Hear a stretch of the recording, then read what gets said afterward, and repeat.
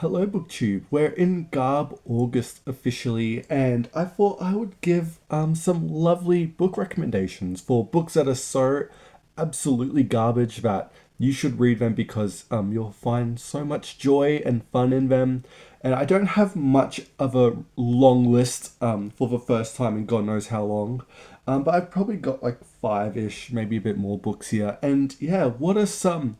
You could also say this is like my list of books that are so bad they're good, but for Garb August and all that stuff. So, what do we have here? Well, you may be expecting a little megalodon, if you would, named Meg by Steve Alton. But this book is just so incredible. It changed my life that I can't even call it a bad book, to be honest, because it's so successful at what it does. So instead of saying The Meg, I'm going to say the movie tie in, no, it's the novelization, sorry, of Jaws 4 by Hank Searles. He also done the underrated gem that is the novelization of Jaws 2. Now, there's no novelization for Jaws 3 because no one cares about it. But Jaws 4, the movie, oh my god, it's one of those movies that are so bad that they're not even like worth making fun of. Again, the shark roars, everyone knows that.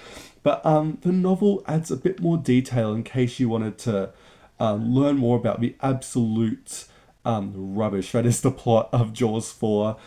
Because the shark follows the Brody family all the way from New York to the Bahamas because Ellen, she has like some shark sense. And Chief Brody, he died of a heart attack because he was actually scared of sharks the entire time, even though he killed two of them. But before he died, he got into like some drama with like a witch or something like that, and she put a curse on the Brody family to be forever followed by a shark, and so he died from the fear of it. Ellen's like, I can't deal with this. One of the brothers dies, one of her sons, sorry, dies, and so the rest of the Brodies and her travel to Bahamas where it's only water, and they confront the shark there because who thought a shark could follow a family from New York to the Bahamas. And that is Jaws 4 again. If you've seen the movie, it's pretty much the same, except there's some other, stuff to flesh out the story that is so weird in a way that only a series long past its prime could ever have. And also, you could argue Jaws should have never had sequels, but I disagree with that. But yeah, your Garb August first recommendation is, of course, Jaws for the novelization. Next, we have a bit more of a recent book, and that is by the one and the only Ali Hazelwood. Now, I could have picked the love hypothesis for this, the great book talk romance book, but I decided not to go with that. Even though the iconic scene of him fitting her entire breast into his mouth like he was an alien and unhinged his jaws is so traumatizing in a way that only something like Colleen Hoover could only come up with. And honorable mention, I was going to put Verity on this list because it is such an awful book. But the scene alone with the headboard and the teeth, I can't even tell you how traumatizing that book is. I can't even tell you the plot of Verity anymore, but I still remember that scene. Colleen Hoover scarred me with that scene, but that's like an honorable mention. But yes, back to Ali. I could have chucked in a couple Ali books here. I could have put Checkmate. I could have put, I don't even know, Problematic Summer Romance could have also gone in here too, but that's just bad. I could have put some of her other STEM novels, but I decided to go with the best thing I think Ali's written when it comes to the different types of romance and genres she's put her hand into, and that is Ali doing the paranormal because we have Mate here. This is Ali doing Alpha Omega. Where was it? Human werewolves and vampires. Take my money. It is so bad, and I can't not like it. It's so fun. My eyes have never recovered from Bride and Mate, and my ears too, because I listen to them too. But you don't even need to know the plot of Bride and Mate, the two paranormal books she's done so far, because they're just so. I can't even begin to tell you what it is, but it's very much like Civil War, century-long rift between werewolves and vampires and all that stuff. And it's Alpha Omega, and there's like obedience and like it's a lot. But again, I think Ali suits paranormal. I'm manifesting after we finally get through the romantasy era. Hopefully, paranormal will come back because I love an absolutely fun paranormal book. And if Ali keeps doing, bride and mate style books, you know I'm going to keep buying them, to be honest. I'm so done with her doing her other type of romances. If Ali just went full paranormal, she could be a favorite romance writer for me. But yeah, so that's your second rec is Mate or Bride by Ali Hazelwood. The second last book I have for a little bit of a GarbAugust recommendation is some nonfiction. And it is probably a book that lives absolutely rent-free in my mind since it came out, since I first laid eyes on the first word of this page. And that is one of the biggest selling nonfiction books ever released. And that is Spare by Prince Harry. I have read this book twice.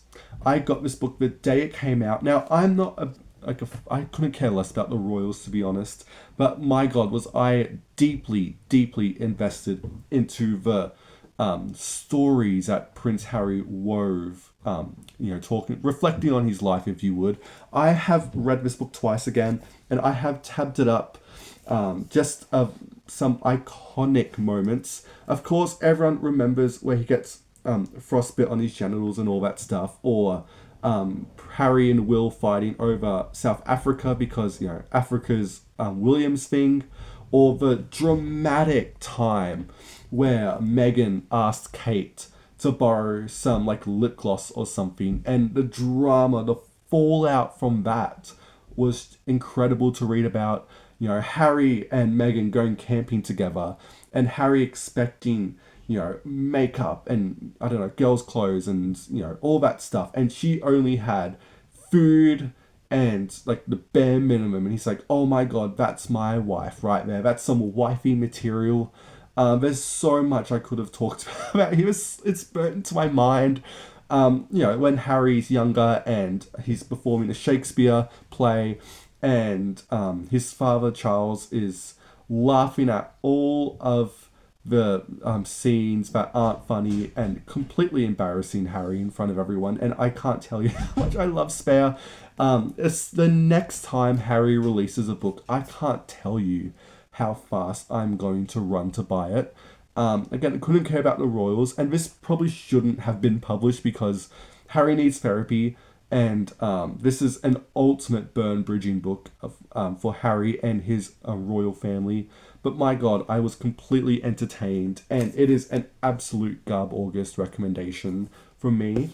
And then who's the last author / book we're going to be talking about today? Well, I had to leave this to the end because if we are talking about authors that are so garbage, that they're so fun, the only author you should be mentioning here is the one and the only Jackie Collins. One of the greatest authors to ever live, in my opinion. Easily one of the most influential authors in romance ever. Everyone made fun of Jackie for her novels, but who laughed to the end? She is in the top 10 biggest selling authors of all time. I didn't contribute to that because she's well before my time. But the one rec I have for you today from Jackie, well, I could have picked a couple. I could have picked her very, very saucy debut, The World is Full of Married Men, which is short. I could have picked, her second novel, The Stud, which is an absolute classic. I could have picked The Bitch, which is easily her best book. Probably, I don't know actually. I could have picked Rockstar, which is one of her most wildest books ever. I could have picked the Lucky series, of course. Lady Boss is one of my favorite books ever.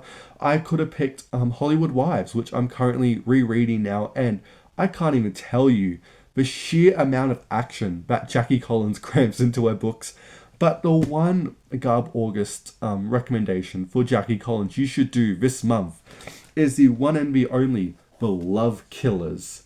This is one of her books from the 70s, and we follow three exotic women, Beth, Lara, and Rio.